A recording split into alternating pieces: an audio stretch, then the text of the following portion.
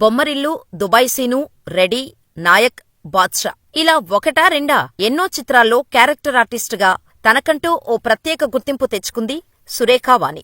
ముఖ్యంగా Dubai scene, Badshah లాంటి సినిమాల్లో సురేఖా వాణి కామెడీ కూడా బాగా పండించింది. అయితే ఈ మధ్యకాలంలో సినిమాలు బాగా తగ్గించింది. కానీ సోషల్ మీడియాలో మాత్రం యాక్టివ్గా ఉంటుంది. అయితే సురేఖా వాణి మీద ఎన్నో రూమర్స్ ఉన్నాయి. సినిమాలు చేయకపోయినా డబ్బు కుప్పలు తెప్పలుగా వచ్చి పడుతోందని, డ్రగ్స్ రాకెట్లో ఉందంటూ ఎన్నో పుకార్లు షికార్లు చేశాయి. భర్త చనిపోయిన తరువాతే హుషారుగా మారిందని, ఎంజాయ్ చేస్తోందంటూ కామెంట్స్ వినిపించాయి. అసలు సురేఖ సినిమాలు చేయకపోయినా అంత లగ్జరీగా ఎలా ఉంటుంది? భర్త ఎలా చనిపోయారు? భర్త అంత్యక్రియలు కూతురితో ఎందుకు చేయించింది? సురేఖ నవ్వుల వెనుకున్న బాధలేంటి? Watch the story. Surekha Vani character ఆర్టిస్టుగా ఎన్నో సినిమాల్లో నటించింది. ఈమె ఏప్రిల్ 29, 1981న పుట్టింది. విజయవాడలో పుట్టి పెరిగిన సురేఖ అల్లారుముద్దుగా పెరిగింది. తండ్రికి విజయవాడలోని సిటీ కేబుల్ ఉండటంతో తన బాబాయ్ కూడా వీరి కుటుంబంతోనే ఉండేవారు. చిన్నప్పటినుంచే ముక్కుసూటిగా ఉండటం నేర్చుకున్న సురేఖా వాణి విజయవాడలోనే చదువుకుంది. ఈ క్రమంలోనే సిటీ కేబుల్ వాళ్లు కండక్ట్ చేసిన ఓ ప్రోగ్రాంలో పార్టిసిపేట్ చేసింది సురేఖ. అక్కడ బాగా పర్ఫామ్ చేయటంతో సురేఖతో యాడ్ షూట్ చేయించటం, చిన్న చిన్న ప్రోగ్రామ్స్ కి హోస్ట్ గా పెట్టడం చేశారు. అలా 14 ఏళ్ల వయసుకే సిటీ కేబుల్లో యాంకర్ గా చేయటం స్టార్ట్ చేసింది సురేఖ. ఈ టైంలోనే డైరెక్టర్ సురేష్ తేజ పరిచయమయ్యారు సురేఖకు. అడపాదడపా సిటీ కేబుల్లో యాంకర్ గా చేస్తూనే ఇంటర్ కంప్లీట్ చేసి డిగ్రీ చేయటం కోసం హైదరాబాద్ వచ్చేసింది సురేఖ. ఇక అక్కడ బంధువైన డైరెక్టర్ సంజీవ్ దర్శకత్వం వహించిన ఆర్ నారాయణమూర్తి సినిమాలో యాక్ట్ చేసింది. సురేఖ మొదటిసారిగా సిల్వర్ స్క్రీన్ పై ఈ సినిమాలోనే కనిపించింది. ఇక ఈ టైంలోనే డైరెక్టర్ సురేష్ తేజ సురేఖను కలవటం, అంతకుముందున్న పరిచయంతో మాటలు కలపటం మొదలుపెట్టారు. ఆ పరిచయం కాస్త ప్రేమగా మారింది. దీంతో పెళ్లి చేసుకోవాలని నిర్ణయించుకున్నారు. సురేఖ ఫ్యామిలీ వీరి పెళ్లికి అడ్డు చెప్పకపోయినా సురేష తేజ ఫ్యామిలీ మాత్రం ఒప్పుకోలేదు. అయినా పెద్దల్ని ఎదిరించి పెళ్లి చేసుకున్నారు సురేష్ తేజ. ఇక పెళ్లి తర్వాత మా టీవీలో భర్తతో కలిసి మా టాకీస్, హార్ట్ బీట్ అనే కార్యక్రమాలను, భర్త దర్శకత్వంలో వచ్చిన మొగుడ్స్ పెళ్లాంస్ ప్రోగ్రాంకి యాంకర్గానూ చేసింది. ఇదిలా ఉంటే పెళ్లైన తర్వాత కూడా సురేష్ ఫ్యామిలీ సురేఖను యాక్సెప్ట్ చేయలేదు. యాంకరింగ్, యాక్టింగ్ మానేస్తేనే పెళ్లిని అంగీకరిస్తామని సురేష్ తల్లి చెప్పింది. అయితే తన భర్త ఏం చెబితే అదే చేస్తానని తేల్చి చెప్పేసింది సురేఖ. అయితే సురేఖ వాణి యాక్టింగ్ మానేయటానికి సురేష్ తేజ అస్సలు ఒప్పుకోలేదు. తనకి చాలా టాలెంట్ ఉంది, మంచి నటి అవుతోంది, తనకు కండిషన్లు పెట్టకండి అని సురేష్ తేజ ఫ్యామిలీకి క్లియర్ గా చెప్పేశారు. దీంతో ఫ్యామిలీ దూరం పెట్టేసింది. ఇక ఈ గొడవలు జరుగుతుండగానే సుప్రీత పుట్టింది. పాప పుట్టిన తర్వాత కూడా సినిమాల్లో యాక్ట్ చేసే అవకాశం వచ్చింది. అలా 2005లో వచ్చిన సీనుగాడు చిరంజీవి ఫ్యాన్ మూవీలో యాక్ట్ చేసింది. ఇక అప్పటినుంచి వెనక్కి తిరిగి చూసుకునే అవకాశం రాలేదు సురేఖకు.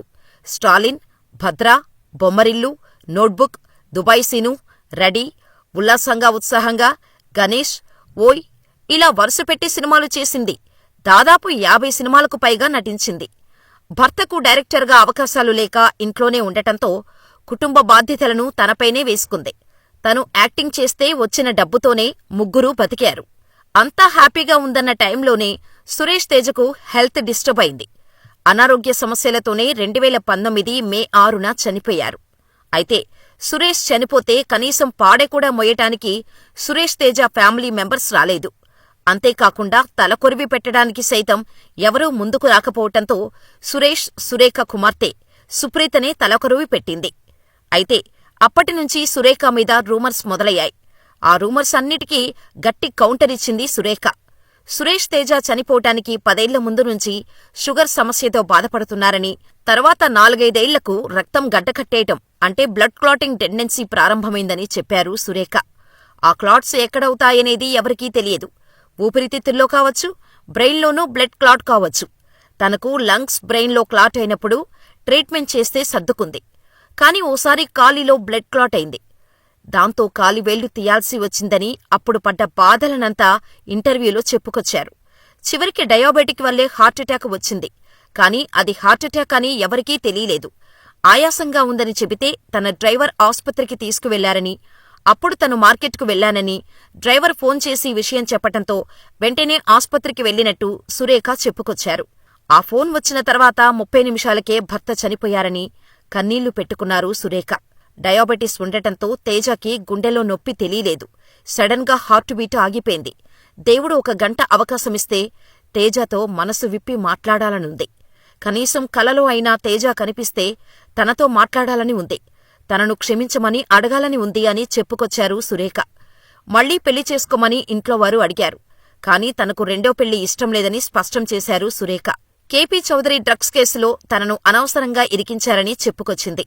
ఈ విషయాన్ని తలుచుకుంటూ అప్పుడు నేను మానసికంగా ఎంత నరకం చూశానో, 1 నెల రోజులు డిప్రెషన్లో ఉండిపోయాను. ముద్ద దిగక ఏడుస్తూ కూర్చుండిపోయా. మీ చెడు తిరుగుళ్ల వల్లే ఇదంతా అని నోటికొచ్చింది తిట్టారు.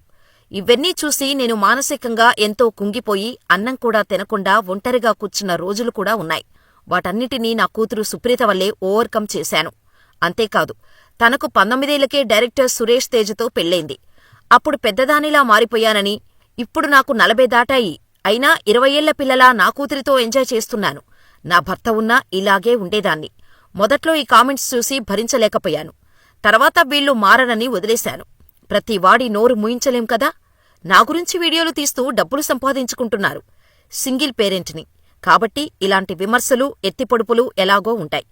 నాకు ఎవరితోనో ఎఫైర్లు ఉన్నాయి. అందుకే లగ్జరీగా బతుకుతున్నానని చాలామంది అనుకుంటున్నారు. అందులో ఏమాత్రం నిజం లేదు. ఈ మధ్యే నా ప్రాపర్టీ కూడా అమ్మేశాను. ఇప్పటివరకు నాకు సొంతిల్లు కూడా లేదు. నేను అమెరికాకు వెళ్తే పారిపోయిందన్నారు.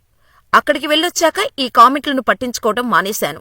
ప్రశాంతమైన జీవితాన్ని ప్రసాదించమని తిరుమల స్వామివారిని కోరుతూ గుండు చేయించుకున్నాను అంటూ కంటతడి పెట్టుకున్నారు సురేఖ. ఇదిలా ఉంటే సురేఖ వాణి కూతురు సుప్రీత మరికొద్ది రోజుల్లో హీరోయిన్గా వెండితెరకు పరిచయం కానుంది. ఇప్పటికే తన డెబ్యూ మూవీ పూజా కార్యక్రమాలు కూడా పూర్తయ్యాయి. అయితే ఈ సినిమా విడుదల తేదీ ఇంకా ప్రకటించలేదు. ప్రస్తుతం ఈ సినిమా షూటింగ్ జరుగుతుంది. ఈ సినిమాను మాల్యాద్రి రెడ్డి దర్శకత్వం వహిస్తుండగా M3 మీడియా బ్యానర్పై మహేంద్రనాథ్ కూండ్లా నిర్మిస్తున్నారు. Hi hello all. చిల్కూరు దగ్గర ఎక్స్పీరియం అని ఒక మంచి ప్లేస్ కొత్తగా స్టార్ట్ చేశారు. అసలు ఎంత బ్యూటిఫుల్ గా ఉందంటే, ఇది జస్ట్ మేము ఎంట్రీలోనే ఉండగానే చాలా ఎక్సైట్ అయిపోయాము. చాలా అంటే చాలా బాగుంది. అంటే ఇక్కడ ఇంకా చాలా ప్లేసెస్ ఉన్నాయి. And they also took 7 years to construct all this. ఇంకా 2 years మిగిలింది, బట్ స్టిల్ వాళ్ళే స్వయంగా ఇవన్నీ పెంచి చేశారంట.